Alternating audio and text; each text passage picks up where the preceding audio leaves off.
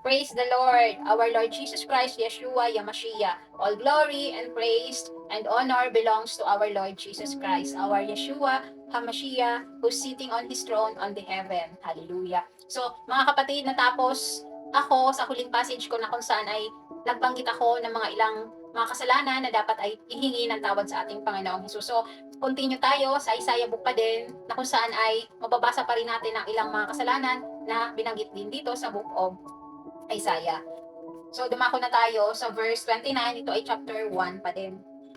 Mapapahiya kayo ng mga taga-Jerusalem dahil sa pagsamba sa mga puno ng ensina at sa mga sagradong halamanan. So, mga kapatid, kayo ba ay sumasamba sa mga puno at mga halamanan? Kasi nakasaad dito at nakalagay sa mensahe ng ating Panginoon na kung saan ay hindi yan dapat na sinasamba dahil ang naglikha ng halaman at puno at lahat ng mga nature ay ang ating Panginoong Hesus, kaya hindi yan dapat sambahin. Okay, mga kapatid, tayo ay nasa chapter 2 na. So, verse 6 na kung saan ay ayaw din ito ng ating Panginoong Hesus na kung ito ay ginagawa ninyo, kailangan nyo rin itong ihingi ng tawad sa ating Panginoong Hesus.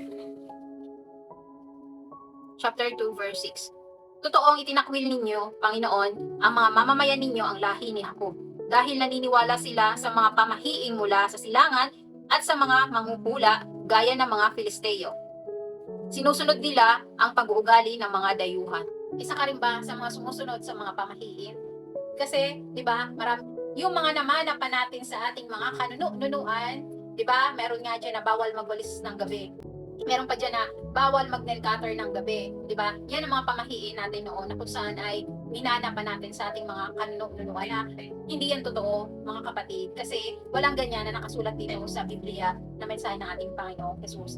At yung naniniwala sa mga hula, mga tarot card, kapatid, kasalanan din yan. Kaya kung ikaw nanonood dito ng mensahe kong ito at ikaw ay nagpapahula sa mga tarot card at kung isa ka na gumagamit ng mga tarot card o ano pang klaseng baraha na kung saan ay hinuhulaan mo ang tao, kasalanan yan sa ating Panginoong Jesus. Kaya kapatid, go to God, ask forgiveness, and repentance, okay, upang makamit mo ang salvation, upang ikaw ay maligtas ngayong end times na kung saan ay malapit na dumating ang ating Panginoong Jesus. Dahil mga kapatid, walang ibang nakakaalam ng buhay natin, walang ibang nakakaalam ng plano ng buhay natin, kundi ang ating Panginoong Jesus lamang dahil siya ang naglikha sa atin. Huwag kayong maniniwala sa mga nangungula na ganito ang mangyayari sa inyo, ganito ang kapalaran ninyo, at yung mga zodiac sign. Hindi yan totoo, mga kapatid, dahil wala rin yan dito. Okay? Huwag maniwala sa mga zodiac sign na yan dahil hindi yan biblical. Kasalanan din yan sa ating Panginoong Jesus. Kaya di ba, sabi ko, maraming mga kasalanan ang dapat na ihingi ng tawad sa ating Panginoong Jesus. Share ko sa inyo, no, mga kapatid, dati nung hindi pa ako malalim sa ating Panginoong Jesus at hindi pa ako nagsisimula talagang maging deeper o nagbabasa ng aklat. Kasi itong Biblia, natapos ko na itong cover to cover, natapos ko na itong basahin cover to cover, okay?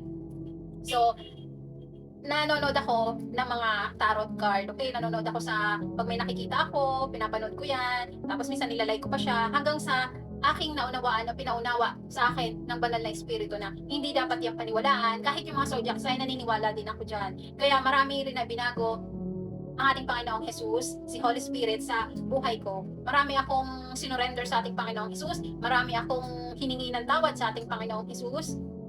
Kaya ikaw, kapatid na nanonood ng mensahe kong ito, kung isa ka sa mga nabanggit ko na mga ginagawa ito, pinapractice itong mga bagay na ito at hanggang ngayon ay nandiyan ka pa rin at pinaniniwalaan itong mga bagay na ito, kapatid. This is the time you need to kneel and ask forgiveness to our Lord Jesus Christ. I-save mo ang iyong kaluluwa upang makasama mo ang ating Panginoon sa kalangitan upang hindi ka maitapon sa nagbabagang apoy. Amen? Kumako naman tayo sa verse 11, chapter 2 tayo nga.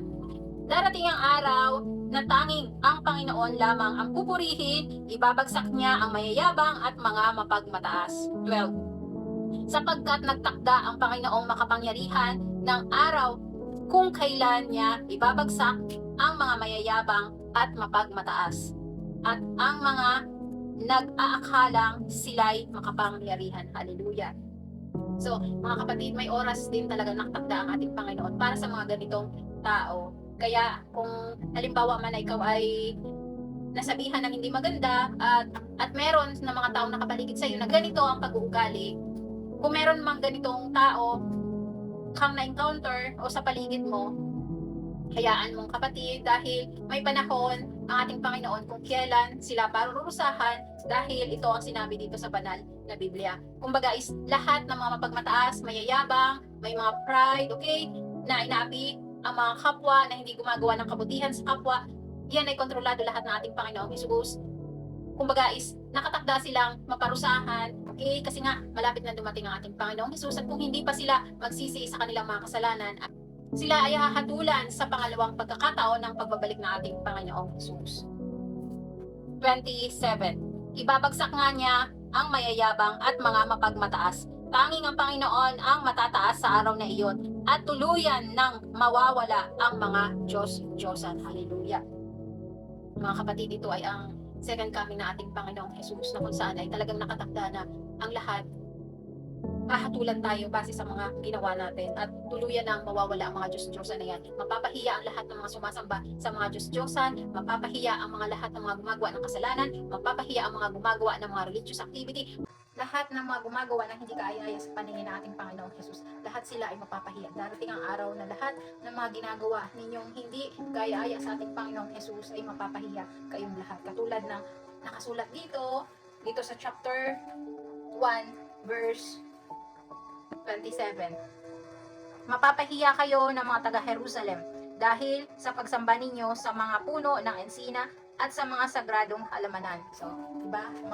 Dahil nga sa walang ibang Diyos, walang ibang dapat sambahin kundi ang ating Panginoong Hesus lamang na nasa kalangitan. Okay? Mga kapatid, matagal ko nang sinabi sa inyo, meron din akong video passage na ang pagsamba sa mga Diyos-Diyosan, okay, paggawa ng mga religious activity, at lahat ng mga hindi nakasulat dito, ng mga ginagawa niyong mga kaugalian, lahat ng yan ay kasalanan sa ating Panginoong Hesus. Dahil maging noon na mga gumagawa ng mga bagay na ito na hindi kaaya-aya para sa ating Panginoong Hesus ay pinaparusahan at hinahatulan ng ating Panginoong Hesus. Kaya kapatid, upang maligtas ka ngayong end times, humingi ka ng kapatawaran na galing sa iyong puso. Talk to God, kneel and bow before our Lord Jesus Christ. Dahil ang totoong salvation ay nagmumula lamang sa ating Panginoong Hesus. Hindi yan magmumula sa mga sinasamba niyong mga Diyos-Diyosan, hindi yan nagmumula sa mga pinaniniwalaan ninyong mga card, hindi yan nagmumula sa mga pinaniniwalaan ninyong hula-hula, hindi yan magmumula sa mga zodiac sign, hindi yan magmumula sa mga taong nakapaligid sa inyo, hindi yan magmumula sa mga religion, okay? Dahil walang religion. Ang totoong salvation ay nagmumula sa ating Panginoong Hesus at yung relationship natin sa ating Panginoong Hesus. Yun ang dapat na gawin natin ngayong nasa kapanahunan na tayo ng huling panahon na naghihintay tayo sa pagdating ng ating Panginoong Hesus. Ay dapat ay i-secure natin ang ating relationship sa ating Panginoong Hesus, na yun ang dapat na ginagawa natin. Nagbabasa tayo ng Bible, we always pray, we always talk to God. Nandoon yung binibigyan natin ng oras ang ating Panginoong Hesus, dahil darating ang ating Panginoong Hesus na isang magnanakaw. Walang kamalay-malay ang mga taong walang relationship sa ating Panginoong Hesus kung paanong darating ang ating Panginoon sa panahong yan. Kaya mga kapatid, kung gusto mong maligtas ngayong end times at maligtas ang pamilya mo, umpisahan mo sa iyo, kapatid, dahil ikaw munang babaguhin ng ating Panginoong Hesus bago ang mga taong nakapaligid sa iyo. Susunod yan. Kapag ka nakita nating Panginoong Hesus na nandun yung pagbabago mo, surrender mo sa Kanya ng buong puso, humingi ka ng tawad, okay, susunod na ang pamilya mo. Basahin niyo mga kapatid upang malaman niyo ang katotohanan sa bawat sinishare ko sa inyo. Verse 8 to 11. Tiyak na mawawala ang Jerusalem at Judah dahil nilalabag nila ang Panginoon sa kanilang mga salita sa gawa. Nilalapastangan nila ang makapangyarihang presensya ng Panginoon. Halatang halata sa mga mukha nila ang kanilang pagkakasala.